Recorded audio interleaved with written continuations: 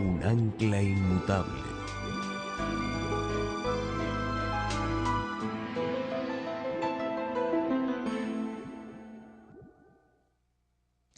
Antes de entrar a nuestro estudio de esta mañana, queremos pedir la bendición de Dios.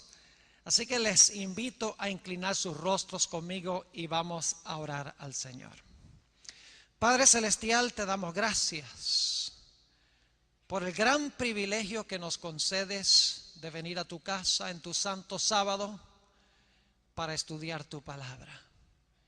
Señor, el tema que voy a trazar en esta mañana es demasiado sublime para expresarlo en palabras humanas. Me siento anonadado. Te pido, Señor, que limpies mis labios, que me des pensamientos claros, para que yo pueda trazar, aunque sea un poco, las maravillas de tu salvación. Te ruego también al comenzar que tú estés en este lugar en forma marcada por medio del ministerio de tu Espíritu Santo. Señor, si hay alguien que no ha recibido a Jesús como Salvador, te ruego que en esta mañana lo haga por la influencia de tu Santo Espíritu. Te doy gracias por escuchar esta oración, pues te lo pido en el nombre de Jesús. Amén. Quiero invitarles en esta mañana a abrir sus Biblias conmigo a Apocalipsis, el capítulo 14 y el versículo 6. Apocalipsis 14 y el versículo 6. Vamos a estudiar una frase corta que encontramos en este versículo. Vamos a hablar del Evangelio eterno. Dice allí: vi volar por en medio del cielo a otro ángel que tenía el evangelio eterno para predicarlo a los moradores de la tierra y a toda nación, tribu, lengua y pueblo. Según nos dice la Sagrada Escritura, en el mensaje final de Dios se predica el evangelio eterno. Es más, en Mateo el capítulo 24, si van un momento conmigo allí, Mateo el capítulo 24 y el versículo 14, el Señor Jesucristo habló del mismo evangelio. Dice lo siguiente: y será predicado este evangelio del reino en todo el mundo para testimonio a todas las naciones, y entonces vendrá el fin. La condición para que venga el fin, entonces, es la proclamación del evangelio eterno a toda nación, tribu, lengua y pueblo. Pero la pregunta surge inmediatamente: ¿en qué sentido es este evangelio eterno? ¿Acaso el evangelio eterno no es el evangelio de la salvación? ¿Y acaso no se necesitó la salvación nada más desde el momento que nuestros primeros padres pecaron? ¿En qué sentido es el evangelio aquello que ha existido siempre en el pasado, que existirá siempre en el futuro y que son buenas nuevas en el presente? ¿En qué sentido es el evangelio eterno? En Apocalipsis, el capítulo 13 y el versículo 8, encontramos una declaración muy interesante. Apocalipsis, el capítulo 13 y el versículo 8, que nos ayuda a entender un poco más en qué sentido este evangelio es eterno, siempre ha existido. Dice allí en el versículo 8: y la adoraron todos los moradores de la tierra, cuyos nombres no estaban escritos en el libro de la vida del Cordero, que fue inmolado desde el principio del mundo. Según este texto, el Señor Jesucristo fue inmolado como el Cordero de Dios desde el mismo principio del mundo. Pero nosotros sabemos que el Señor Jesucristo no murió sino hasta después de 4000 años de existir el pecado en el planeta.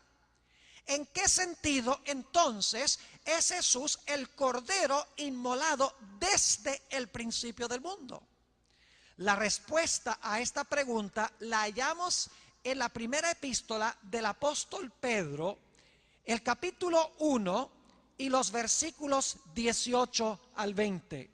Primera de Pedro, el capítulo 1 y los versículos 18 al 20 nos explica en qué sentido Jesús es el Cordero de Dios inmolado desde el principio del mundo. Es más, hay otros textos que dicen que fue inmolado desde antes de la fundación del mundo. Note lo que dice Primera de Pedro 1:18. Sabiendo que fuisteis rescatados de vuestra vana manera de vivir, la cual recibisteis de vuestros padres, no con cosas corruptibles como oro o plata, sino con la sangre preciosa de Cristo, como de un cordero sin mancha y sin contaminación, ya destinado desde antes de la fundación del mundo, pero manifestado en los postreros tiempos por amor de vosotros. Este texto explica en qué sentido Jesús es el Cordero de Dios inmolado desde la fundación del mundo. Dice que fue destinado a morir antes de la fundación del mundo, pero fue manifestado en estos últimos tiempos por amor a nosotros. Es decir, el plan de salvación fue elaborado desde antes de la fundación del mundo. Jesús fue destinado a morir desde antes aún que surgiera el pecado en el mundo. Qué hermoso pensar que cuando surgió el pecado, el Padre y el Hijo no dijeron, ¿y ahora qué vamos a hacer? No pasó así. Ya había un plan en caso de que el hombre pecara. Un plan por el cual Dios iba a salvar al ser humano. En este sentido, el evangelio que se debe proclamar a toda nación, tribu, lengua y pueblo es un evangelio eterno, porque no hubo nunca un tiempo en que Dios no tuvo un plan para salvar a la raza humana, para salvarte a ti y para salvarme a mí. Quiero invitarles a ir conmigo a Apocalipsis, el capítulo 15 y el versículo 1. Encontramos aquí una declaración que nos lleva a pensar seriamente en cuanto a lo que va a suceder muy pronto en este mundo. Está hablando del derramamiento final de 7 plagas terribles sobre el planeta Tierra. Y esto tiene una relación estrecha con el evangelio eterno, como vamos a ver en nuestro estudio de esta mañana, porque en Apocalipsis tenemos en otros sitios de este libro una explicación de lo que es el evangelio eterno. Noten Apocalipsis 15 y el versículo 1. Vi en el cielo otra señal, grande y admirable. 7 ángeles que tenían las 7 plagas postreras, porque en ellas se consumaba la ira de Dios. Noten que este texto nos dice claramente que las 7 postreras plagas son la consumación de la ira de Dios sobre el planeta Tierra. Vamos al capítulo 16 y el versículo 1, que nos agrega un detalle que no está en el 15:1. Dice en el capítulo 16 y el versículo 1: oí una gran voz que decía desde el templo a los 7 ángeles: id y derramad sobre la tierra las 7 copas de la ira de Dios. Ahora, Apocalipsis 15:1 nos dice que en las 7 postreras plagas está consumada la ira de Dios. Pero en el 16:1 nos dice que la ira de Dios está contenida en copas, y de las copas se va a derramar la ira de Dios. Es decir, la consumación de la ira de Dios se va a derramar de 7 copas. Ahora vuelvan conmigo a Apocalipsis 14, 9 al 11, y vamos a ver otro detalle que no menciona ni siquiera el capítulo 15:1 ni el 16:1. Apocalipsis 14 y el versículo 9. Y el tercer ángel lo siguió diciendo a gran voz: si alguno adora a la bestia y a su imagen, y recibe la marca en su frente o en su mano, él también beberá del vino de la ira de Dios. Y sigue diciendo que ha sido vaciado puro en el cáliz de su ira, y será atormentado con fuego y azufre delante de los santos ángeles y del Cordero. Y el humo de su tormento sube por los siglos de los siglos. Y no tienen reposo de día ni de noche los que adoran a la bestia y a su imagen, ni nadie que reciba la marca de su nombre. El detalle adicional que se da aquí en Apocalipsis 14, versículo 9 al 11, es que lo que está en las copas, aquellos que han rechazado a Cristo van a tener que beberlo. Así que juntando Apocalipsis 15:1, Apocalipsis 16:1 y Apocalipsis 14:9 al 11, notamos que en las 7 postreras plagas es consumada la ira de Dios. Esas 7 plagas están contenidas en copas, y Dios va a derramar las copas, y aquellos que se perderán van a tener que beber la ira de Dios que se encuentra en las copas.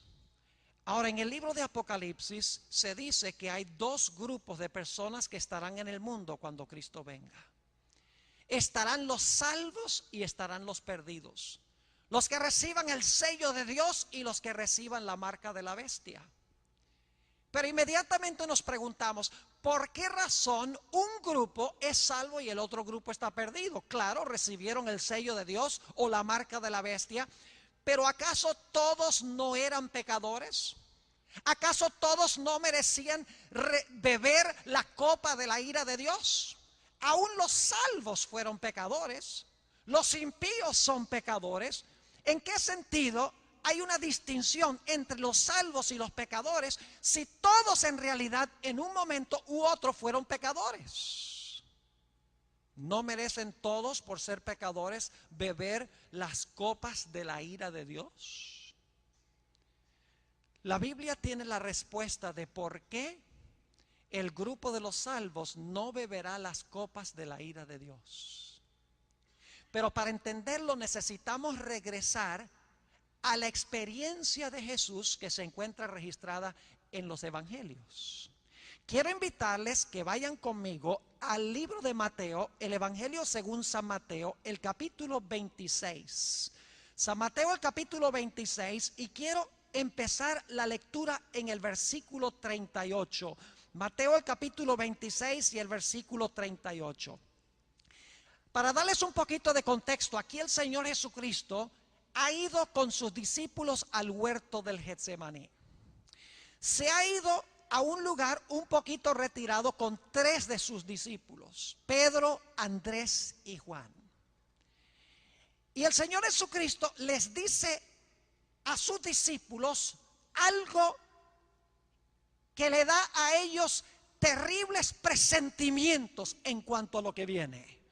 Dice en el versículo 38, entonces Jesús les dijo: mi alma está muy triste hasta la muerte. Quedaos aquí y velad conmigo. El alma de Jesús, cuando fue al huerto del Getsemaní, estaba llena de agonía y de tristeza y de sufrimiento. ¿Por qué razón? Si seguimos leyendo lo que está en el capítulo 26, vamos a ver por qué Jesús tenía su alma tan agobiada y tan sufriente en el huerto del Getsemaní. Noten lo que dice el versículo 39 de Mateo 26. Y yendo un poco adelante, se postró sobre su rostro. Es decir, puso su rostro sobre la tierra, pegó la frente de la tierra, orando y diciendo: Padre mío. Fíjense, pueden escuchar la cercanía entre Jesús y su Padre. Padre mío, si es posible, pase de mí esta copa. Muy importante. Si es posible, pase de mí esta copa, pero no sea como yo quiero, sino como tú. Y luego el Señor Jesucristo, según el versículo 42, habló las mismas palabras por segunda vez. Dice en el versículo 42, otra vez fue y oró por segunda vez diciendo: Padre mío, si no puede pasar de mí esta copa sin que yo la ¿qué? Sin que yo la beba, hágase tu voluntad. Es decir, en la copa que tiene Jesús en la mano está contenida la ira de Dios. Y Jesús tiene que beber esa copa. Según dice aquí, en el huerto del Getsemaní, Jesús comenzó a caer bajo la ira de su Padre, bajo la ira de Dios. Dice en el versículo 44 que el Señor Jesucristo fue y oró por tercera vez la misma oración. Dice, y dejándolos se fue de nuevo y oró por tercera vez diciendo las mismas palabras. Ahora, el libro de los Hebreos nos describe un poco más vívidamente cómo entonó Jesús esa oración en el huerto del Getsemaní. Nosotros hemos leído en Mateo que el alma de Jesús estaba agobiada aún hasta la muerte, estaba muy triste. Hemos leído que Jesús le rogaba a su Padre que si era posible pasara la copa para que él no tuviera que beber esa copa tan terrible. Pero el libro de los Hebreos nos explica un poco más los sentimientos de Jesús cuando oró a su Padre. Vayan conmigo, si tienen sus Biblias, al libro de los Hebreos, el capítulo 5 y el versículo 7, donde se expresa de una forma más vívida la agonía intensa de Jesús cuando llevaba esa copa temblorosa en su mano. Dice en Hebreos 5 y el versículo 7: y Cristo, en los días de su carne, es decir, mientras estuvo en la tierra, ofreciendo ruegos y súplicas con gran clamor y lágrimas al que le podía librar de la muerte, fue oído a causa de su temor reverente. Fíjense la descripción tan vívida de los sentimientos de Jesús mientras tenía esa copa en su mano. Dice que ofrecía ruegos y súplicas con gran clamor y con lágrimas. La agonía de Jesús se describe aún más en el Evangelio según San Lucas, el capítulo 22 y el versículo 44. Una experiencia que nosotros difícilmente podemos comprender, porque es una angustia tan terrible que nos dice la Biblia que el Señor Jesucristo en el huerto del Getsemaní inclusive sudaba gotas no de agua sino de sangre. Lucas 22 y el versículo 44 dice: y estando en agonía, fíjense la descripción, estando en agonía, oraba más intensamente, y era su sudor como grandes gotas de sangre que caían hasta la tierra. Fíjense esta descripción tan vívida: ruegos, clamor, lágrimas, lloro, tristeza aún hasta la muerte, la copa temblando en su mano, sudando gotas de sangre terriblemente. ¿Por qué razón? Porque Jesús sabía que tenía que beber la copa. Y la pregunta es: ¿quién es el que le dio la copa? San Juan, el capítulo 18 y el versículo 11 explica quién le dio la copa a Jesús. Casi incomprensible esto. Dice en San Juan, el capítulo 18 y el versículo 11: Jesús entonces dijo a Pedro: mete tu espada en la vaina. La copa que el Padre me ha dado, ¿no la he de beber? ¿Quién le dio la copa a Jesús? Según dice Juan 18:11, fue su propio Padre el que le dio la copa, y Jesús tenía que beber esa copa que su Padre puso en su mano. Mis apreciados hermanos y hermanas, hermanos de la comunidad, jóvenes, señoritas, estudiantes, Nosotros no podemos ni siquiera empezar a concebir cómo fue la agonía de Jesús cuando tenía esta copa en su mano, dada por su propio Padre. Podemos captar un poquito lo terrible que fue esta experiencia para Jesús cuando Jesús colgó en la cruz del Calvario. Las palabras de Jesús se hallan registradas en Mateo el capítulo 27 y el versículo 46. Difícilmente podemos entender estas palabras porque Jesús tenía una relación estrecha, íntima con su Padre. Y ahora, mientras colgaba en la cruz, su Padre retrajo su rostro de Jesús. La comunión íntima que habían tenido durante el ministerio del Maestro ahora no existía. El Padre retrajo su rostro de Jesús porque Jesús estaba cargando la copa. Noten las palabras que se registran en Mateo el capítulo 27 y el versículo 46. Y tanto impacto causaron en Mateo que Mateo registró las palabras en arameo. Dice allí en el versículo capítulo 27 y el versículo 46 lo siguiente: cerca de la hora novena, Jesús clamó a gran voz, la misma expresión que se usa en Apocalipsis 14 y el versículo 6 y 7, donde dice que el mensaje del primer ángel, el evangelio eterno, debe ir a gran voz. Jesús cumplió el evangelio en la cruz y clamó a gran voz. En Apocalipsis 14, 6 y 7 dice que ese mismo evangelio se debe proclamar a gran voz. ¿Y qué dijo Jesús? Elí, Elí, lama sabactaní. Y luego Mateo explica qué es lo que significa esto. Esto es: Dios mío, ¿por qué me has desamparado? Según este texto, el Señor Jesucristo se sintió abandonado de su Padre. Y la pregunta es: ¿por qué se sentía Jesús abandonado de su Padre? Mis apreciados hermanos y hermanas, aquellos que escuchan por radio, aquellos que están viendo por televisión, déjenme decirles que la razón por la cual el Señor Jesucristo clamó estas palabras es porque el Padre había colocado sobre Jesús los pecados de toda la raza humana. Todos los pecados que se han cometido, los que se están cometiendo, los que se cometerán hasta el final de la historia, fueron colocados sobre Jesús. Es decir, Jesús bebió la copa de la ira de su Padre en nuestro lugar. Hay un libro que es en realidad uno de mis favoritos.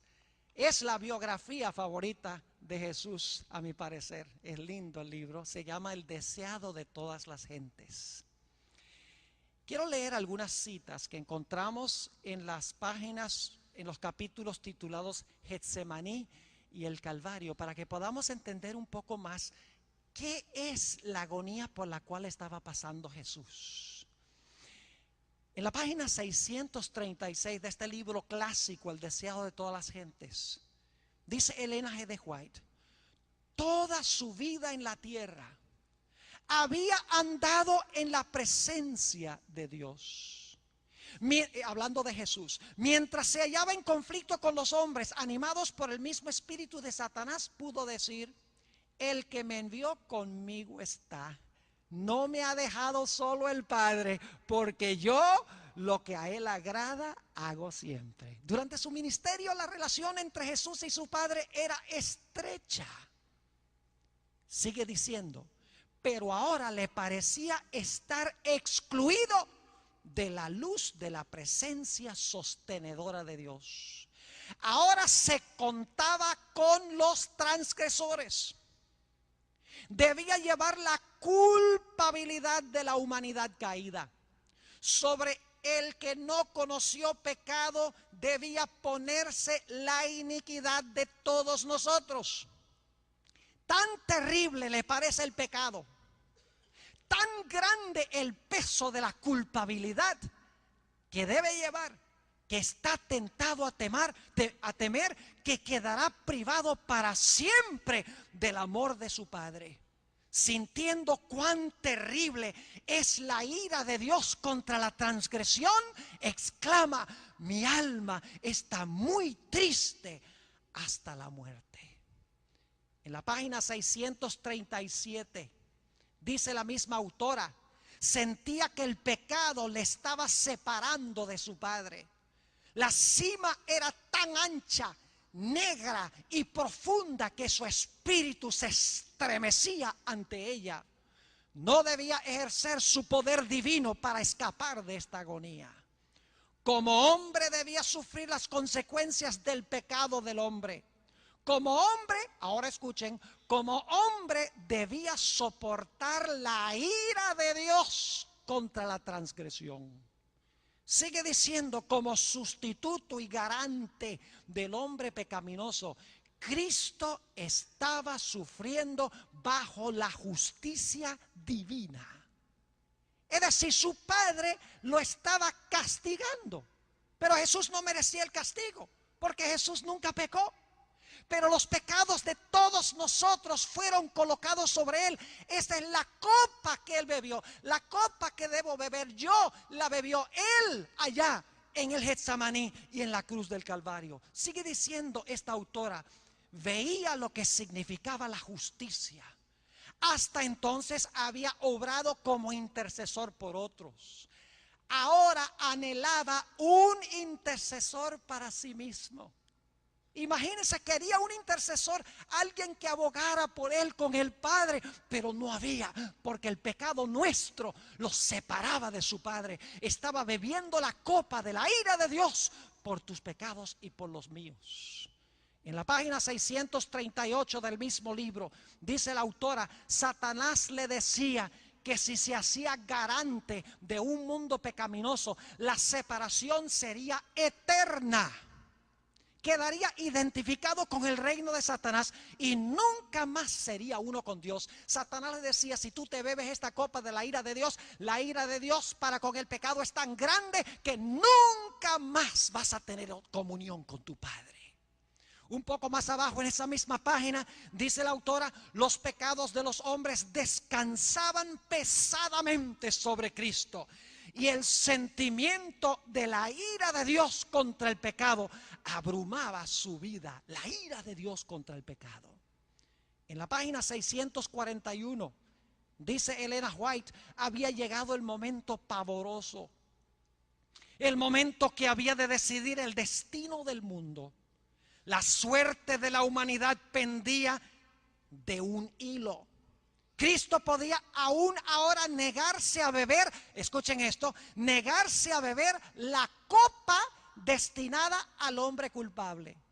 Todavía no era demasiado tarde.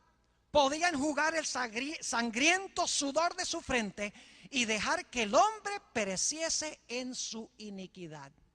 Podía decir, reciba el transgresor la penalidad de su pecado y yo volveré a mi Padre.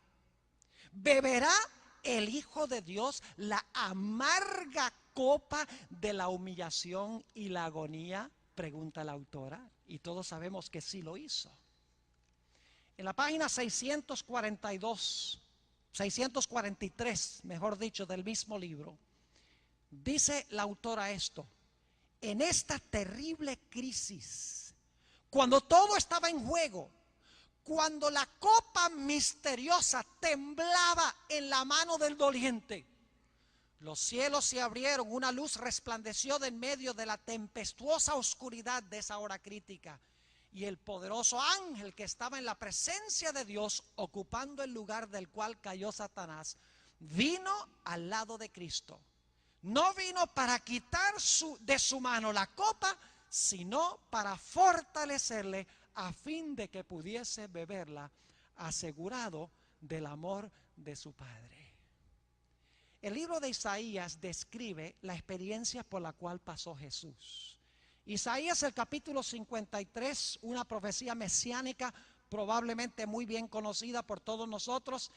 Isaías 53 y empezando en el versículo 4 dice, ciertamente llevó él nuestras enfermedades y sufrió nuestros dolores. Y nosotros le tuvimos por azotado, por herido de Dios y abatido. Mas él herido fue por nuestras rebeliones, molido por nuestros pecados. El castigo de nuestra paz fue sobre él, y por su llaga fuimos nosotros curados. Todos nosotros nos descarriamos como ovejas. Cada cual se apartó por su camino. Y ahora escuchen la última frase. Mas Jehová cargó en él el pecado de todos nosotros. Mis apreciados hermanos y hermanas, estudiantes, hermanos de la comunidad, los que oyen por radio, los que ven por televisión, la próxima vez que nos sintamos inclinados a pecar, recordemos lo que el pecado le hizo a Jesús. La razón por la cual el pecado no nos alarma es porque nosotros no estamos mirando a la cruz para ver lo que el pecado hizo con el maestro. Es decir, la forma de vencer el pecado no es luchando contra el pecado, sino mirando al Salvador. Cuando yo veo a Jesús en la cruz clamando, Dios mío, ¿por qué me has desamparado? Le pregunto a Jesús, Jesús, ¿por qué tú dijiste esas palabras? Y Jesús dice, la paga del pecado es muerte. Yo clamé, Dios mío, ¿por qué me has desamparado? Porque estaba cargando tu pecado. Cuando yo veo lo terrible que es el pecado, que puso a Jesús en la cruz, que llevó a Jesús a exclamar esas terribles palabras, yo no voy a querer nada más que ver con el pecado. La razón por la cual peco es porque tengo mis ojos en muchas cosas y no en Jesús. Vayan conmigo un momento al libro de Ezequiel, el capítulo 39 y el versículo 17 al 19. Ezequiel, el capítulo 39 y el versículo 17 al 19. Quiero que notemos algo muy interesante acá. La Biblia dice que al final de la historia la mayoría de los seres humanos van a beber las copas de la ira de Dios. Pero la Biblia dice que el Señor Jesucristo bebió la copa de la ira de Dios.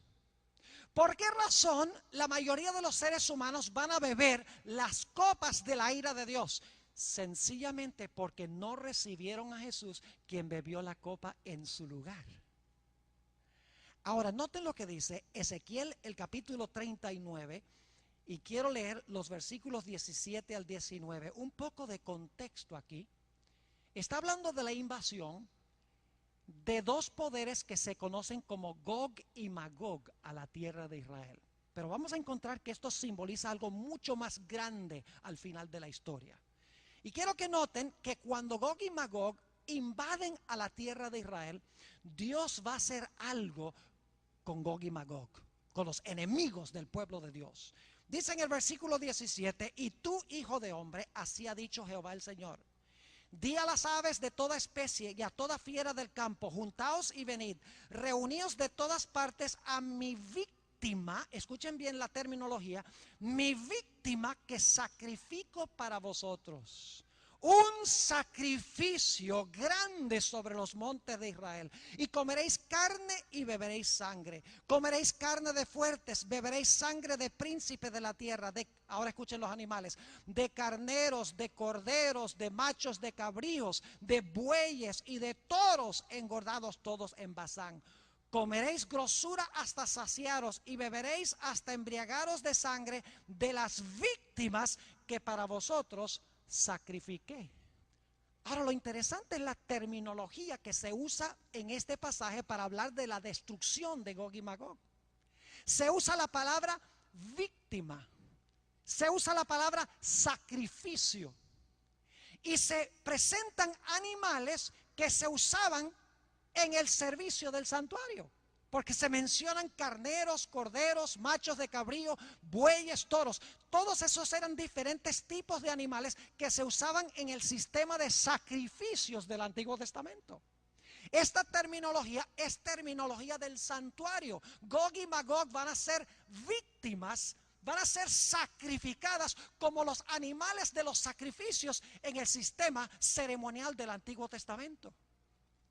Pero quiero decirles que este pasaje se cumple en un ámbito mucho mayor. Es una profecía de algo mucho más grande que va a pasar en el futuro.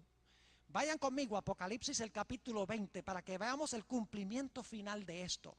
Apocalipsis el capítulo 20 y el versículo 7 al 9 está hablando de los perdidos, de los que van a estar fuera de la santa ciudad. Apocalipsis 20 y el versículo 7, después de los 1000 años. Dice, cuando los 1000 años se cumplan, Satanás será soltado de su prisión y saldrá a engañar a las naciones que están en los 4 ángulos de la tierra. Fíjense aquí, a Gog y a Magog, que representan a todos los enemigos del pueblo de Dios, a Gog y a Magog, a fin de reunirlos para la batalla, el número de los cuales es como la arena del mar. Y subieron sobre la anchura de la tierra, rodearon el campamento de los santos y la ciudad amada. Ahora quiero que capten la escena. Dentro de la ciudad están los salvos, aquellos que recibieron a Jesús y que Jesús salvó porque Jesús bebió la copa en su lugar. Fuera de la santa ciudad se hallan los perdidos, aquellos que rechazaron a Cristo, rechazaron el pago que ofreció Jesús en beber la copa por ellos. Dice que los impíos rodean la ciudad y que va a descender fuego del cielo y los va a destruir, los va a consumir. Ahora, ¿por qué menciono esto? Porque fuera de la santa ciudad están individuos por los cuales también pagó Jesús, pero van a beber la copa final de la ira de Dios, van a ser destruidos, van a ser víctimas, como dice en Ezequiel. Van a ser sacrificados como animales en el servicio del santuario. Ahora, ¿a qué me refiero? Yo quiero preguntarles, ¿cuántas formas hay de pagar por el pecado?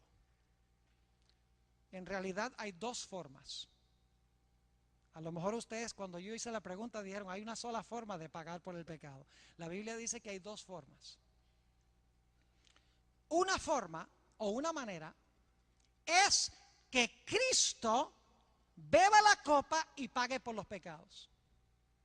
La otra forma es que nosotros bebamos la copa y paguemos por nuestros pecados. La Biblia dice, la paga del pecado es muerte. Si yo recibo a Jesús, quien pagó la muerte que yo debo sufrir, yo me salvo.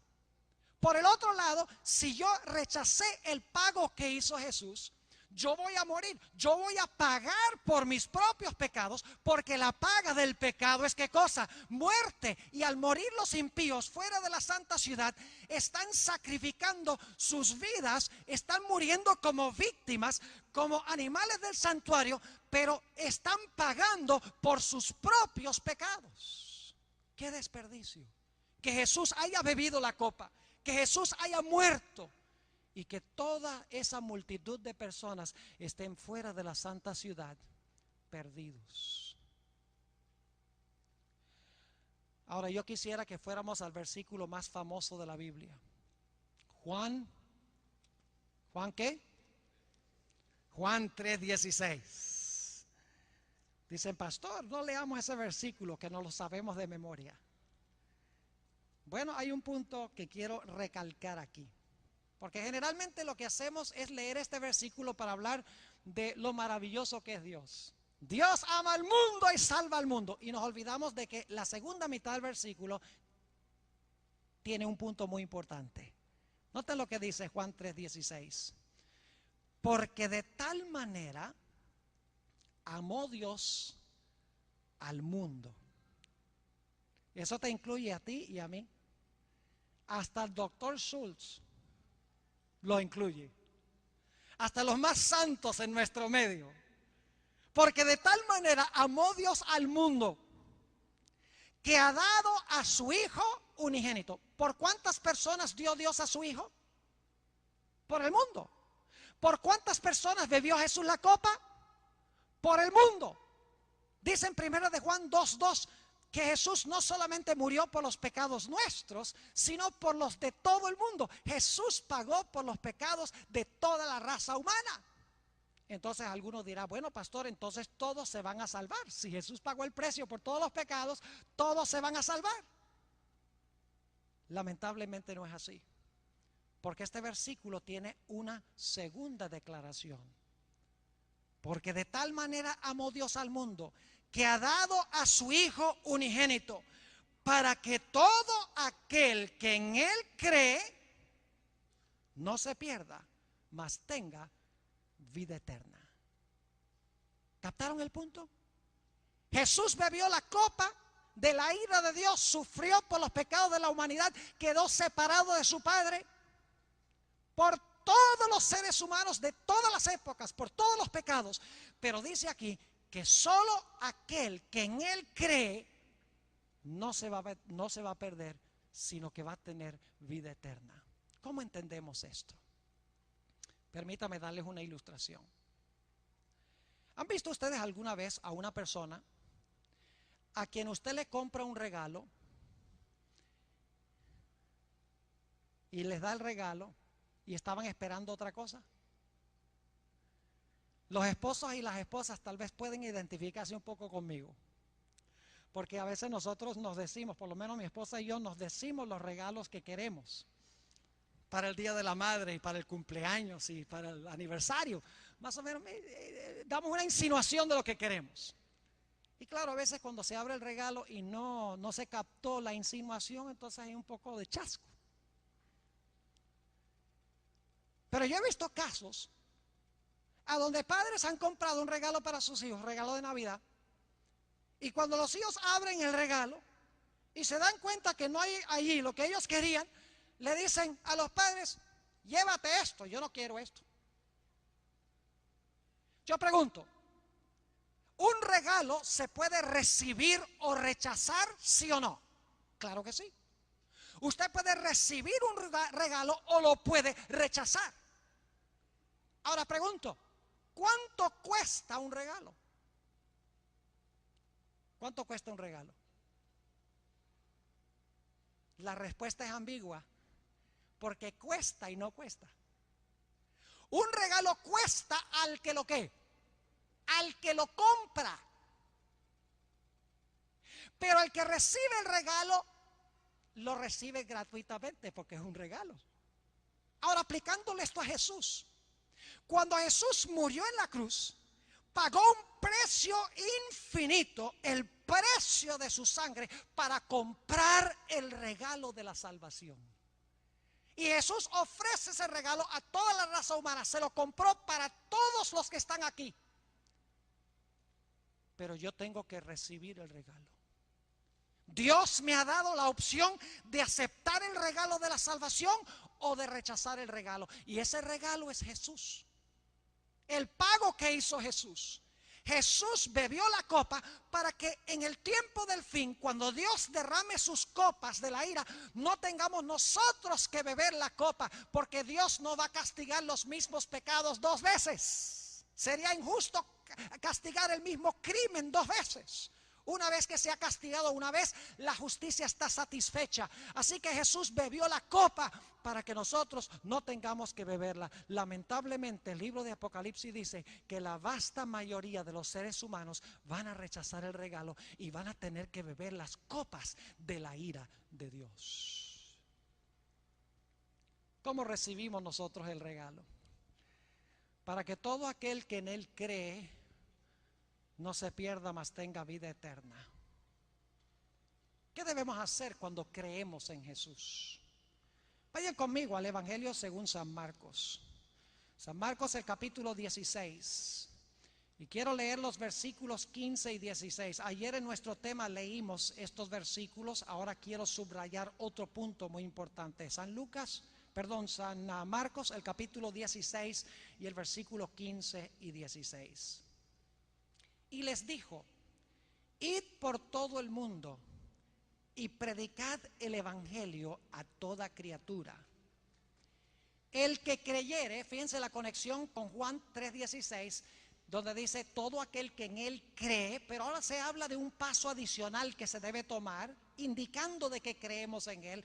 Dice: el que creyere y fuere ¿qué? El que creyere y fuere bautizado será salvo. ¿Saben que la Biblia dice que es en el momento del bautismo cuando yo participo de todas las bendiciones que ganó Jesús cuando sufrió en el Getsemaní y cuando murió en la cruz del Calvario? En el momento de mi bautismo, cuando soy sepultado debajo de las aguas y salgo de las aguas, Dios ya no me mira a mí, sino que me mira en Jesús. Dice: todo lo que hizo Jesús está en lugar de todo lo malo que tú has hecho.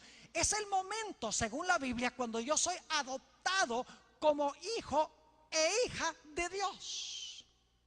Es decir, mi creencia en Jesús se manifiesta en un acto tangible, el bautismo. Cuando me bautizo, en ese momento soy adoptado. Es la ceremonia oficial de adopción como miembro de la familia de Dios.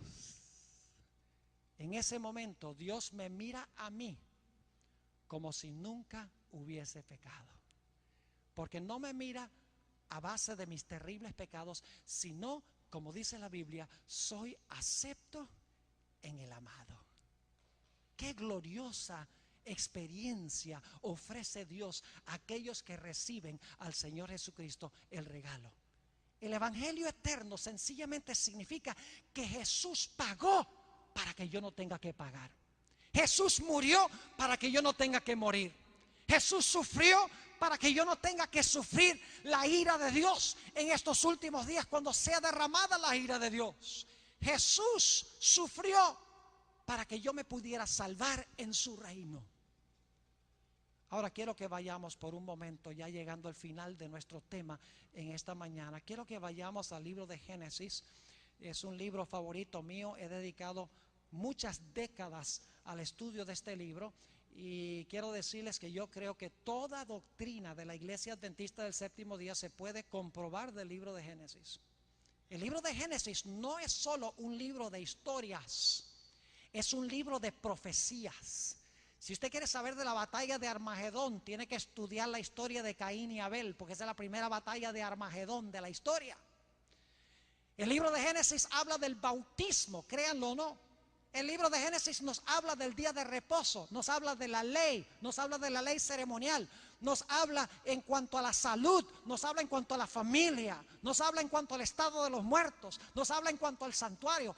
Es un libro que tiene una dimensión profética que hemos ignorado en gran medida. Ahora, no vine aquí a predicar sobre el libro de Génesis, lo hice en nuestra escuela, en nuestro colegio hermano de Chillán hace unos años. Pero si quieren pueden conseguir la serie Descubriendo los Secretos de Génesis, donde trazo el mensaje adventista en su totalidad desde la perspectiva del libro de Génesis. Cada historia de Génesis es una profecía. No son solo historias que sucedieron, son historias que se deben entender como profecías. Génesis el capítulo 2 y el versículo 25. Fíjense lo que dice. Hablando de nuestros primeros padres, Adán y Eva. Y estaban ambos desnudos, Adán y su mujer, y no se avergonzaban. ¿En qué condición estaban Adán y Eva en su perfección? Dice que estaban desnudos y no se avergonzaban. ¿Saben por qué?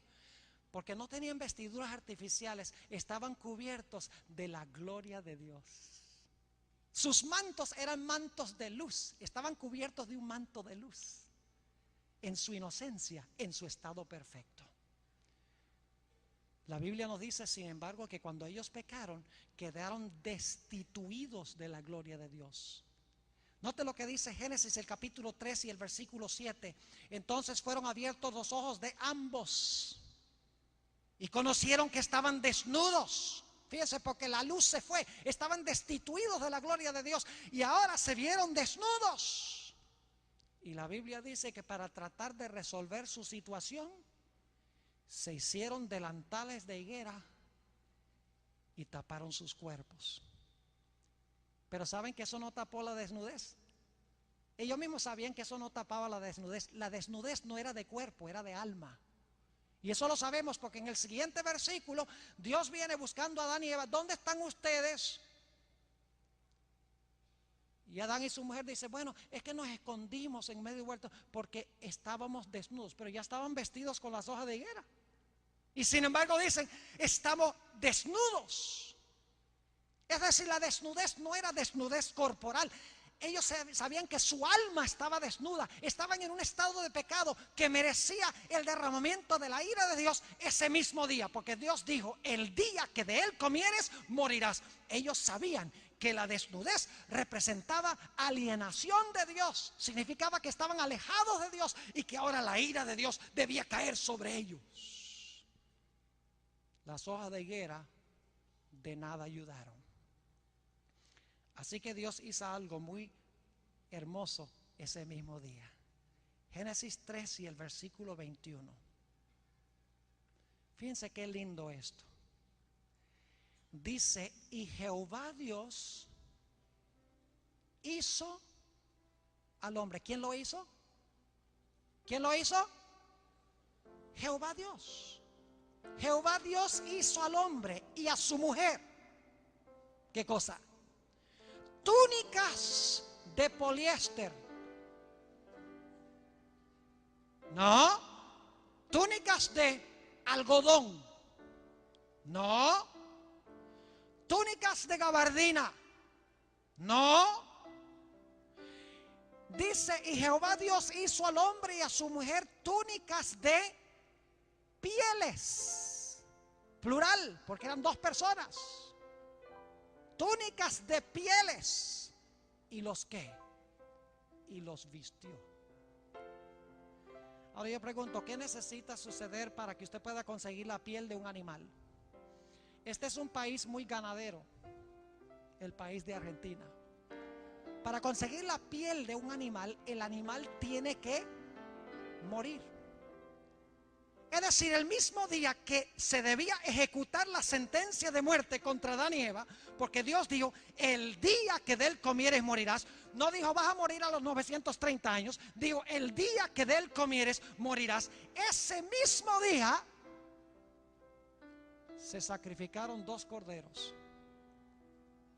Y con las pieles de los corderos se cubrió la vergüenza de la desnudez de Adán y Eva. ¿Saben lo que sucedió en el cielo en el mismo momento cuando se sacrificaron esos animales? El sacrificio de esos animales en la tierra era un anuncio terrenal de que en el cielo, en ese momento, Jesús se había presentado delante de su Padre. El verdadero Cordero de Dios, inmolado desde la fundación del mundo, desde antes de la fundación del mundo, se presentó ante su Padre y dijo, Padre, el hombre debe morir hoy mismo, porque dijiste, el día que comiere de él, morirás. Pero Padre, yo no puedo soportar la idea de que el hombre muera. Yo no puedo permitir que el hombre muera, Padre. Yo quiero que el hombre se salve, quiero que todos los seres humanos tengan salvación. Padre, ofrezco mi vida en lugar de las vidas de ellos. Padre, yo iré a ese planeta. Padre, yo iré al Getsemaní. Padre, yo tendré un alma agobiada aún hasta la muerte. Padre, yo cargaré la copa de tu ira en mi mano. Padre, yo clamaré en la cruz, Dios mío, ¿por qué me has desamparado? Padre, yo seré sepultado en ese sepulcro nuevo, esclavo o prisionero de tu justicia. Padre, hoy me comprometo a hacer eso para salvar a la raza humana. Y el Padre, Jesús entró 3 veces según el Espíritu de profecía. Cuando salió la tercera vez, le anunció a los ángeles, dijo, un rescate ha sido hallado. Hay alguien que va a ir y pagar la deuda de los seres humanos. Y los ángeles que antes habían estado con un silencio rotundo, ahora irrumpen en gloria y alabanza, rindiéndole homenaje al Cordero de Dios que iba a quitar el pecado del mundo, el pecado tuyo y el pecado mío. Y lo que hizo Jesús en el cielo se anunció en la tierra a través de esos sacrificios. En ese sentido, el evangelio es eterno. Nunca hubo un tiempo en que no existió un plan. Y yo quiero decirles, mis hermanos y hermanas, que el evangelio que se predica mucho en el mundo hoy es un evangelio barato. Oh, si Cristo te salva, Cristo te perdona, solamente cree en Él y serás salvo tú y tu casa. Y la Biblia dice eso, pero se comprende muchas veces mal. La gente hoy en día muchas veces lo que quiere es perdón, pero no quiere pureza. La gente quiere que sus pecados sean quitados, pero no quieren en su vida vencer el pecado. Ahora yo quiero decirles cómo fue esa primera ceremonia de ese sacrificio que hizo Adán. Se describe en el libro Historia de la Redención de una forma vívida. Imagínense un mundo donde no había muerte. Hoy en día estamos acostumbrados a la muerte. Todas partes en Irak matan 16, matan 20, en las calles matan personas. Cada día la gente muere de cáncer, de diversas enfermedades. Estamos acostumbrados a la muerte. Pero imagínense un mundo a donde nunca había muerto nada. Y ahora Dios le dice a Adán: Adán, tráete esos 2 corderitos. Quiero que tomes esta herramienta. No sabemos si era un cuchillo, pero quiero que tomes esta herramienta, que rasgues el cuello de esos animales. Y Adán y Eva no sabían lo que era la muerte. Sabían que era algo terrible, Dios les había dicho, pero no habían experimentado la muerte. Así que Adán ahora toma el cuchillo y raja el cuello, degolla a ese animal, a ese cordero, y luego el segundo cordero. Y ese cordero ahora, que antes estaba vivo, que respondía a la voz de Adán y venía mansamente a él, ahora chorrea la sangre de su cuello. Y de repente el animal está inerte en los brazos de Adán. Y Adán mira terrible, horrorizado. Y Dios le dice a Adán: Adán, la paga del pecado es muerte. Ese cordero representa a tu creador, el cordero de Dios que quita el pecado del mundo, que va a pasar por esa experiencia. Adán, tu pecado es tan terrible que no solamente causa la muerte de un cordero, de un animal, sino que le va a quitar la vida a tu propio creador, quien va a ofrecer su vida en rescate por muchos. Oh, mis hermanos y hermanas, cuando Adán vio el costo del pecado, no solamente estaba agradecido de que Dios ahora le iba a dar perdón. Claro que Dios perdonaba por la sangre del cordero. Dios le estaba diciendo: el sacrificio de este cordero representa a Jesús, quien te va a quitar el pecado. Puedes saber que tu pecado está perdonado por la sangre del cordero. Pero Adán vio algo más en ese cordero. Adán miró el cordero y dijo: uy, qué terrible es el pecado. Mire lo que hace el pecado. No solamente mata a estos corderos, sino que va a matar al cordero de Dios, quien va a beber la copa que debemos beber nosotros. Uy, es horrible el pecado. Nosotros no queremos más nada que ver con el pecado. Es decir, de la cruz fluye perdón, pero también fluye poder para vencer el pecado en la vida. Cuando tenemos los ojos en la cruz del Calvario, vemos a Jesús muriendo, preguntamos: ¿por qué Jesús? Jesús dice: es por el pecado. Cuando yo veo que el pecado crucificó a mi querido Jesús, no solamente voy a querer que me perdone por crucificarlo, sino que quiero que me dé poder para vencer el pecado en mi vida, para no volver a repetir otra vez los mismos pecados. Dios cubrió la vergüenza de la desnudez de Adán y Eva con los méritos del cordero. Vayan conmigo a nuestro último versículo, Gálatas, el capítulo 3. Gálatas, mientras continuamos escuchando las notas del piano, Gálatas, el capítulo 3. Y quiero leer los versículos 26 y 27. Gálatas 3, 26 y 27. Mi querido joven, mi querida señorita, mi querido hermano de la comunidad, aquellos que escuchan por radio, aquellos que ven por televisión, no dejes pasar este momento solemne sin tomar una decisión de encomendar tu vida a Jesús a través del bautismo. Dice en el libro de Gálatas, el capítulo 3 y el versículo 26 al 29, fíjense el momento en que nos vestimos de Cristo, el momento en que Cristo nos viste. Fíjense lo que dice la Biblia, Gálatas, el capítulo 3 y el versículo 26. Pues todos sois hijos de Dios por la fe en Cristo Jesús. Porque todos los que habéis sido bautizados en Cristo, de Cristo estáis, ¿qué? De Cristo estáis revestidos. Fíjense que es en el momento del bautismo cuando Dios nos dice: ahora estás vestido de la perfecta justicia de Jesús. Es el momento cuando nos unimos a la familia de Dios. Es la ceremonia de adopción.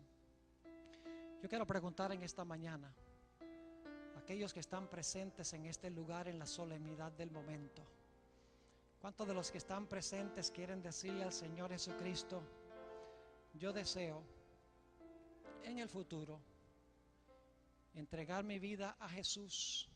Lo vamos a hacer en el presente, pero en el futuro quiero prepararme para esa ceremonia oficial de adopción a la familia de Dios, cuando Cristo me vestirá completa y totalmente de su justicia.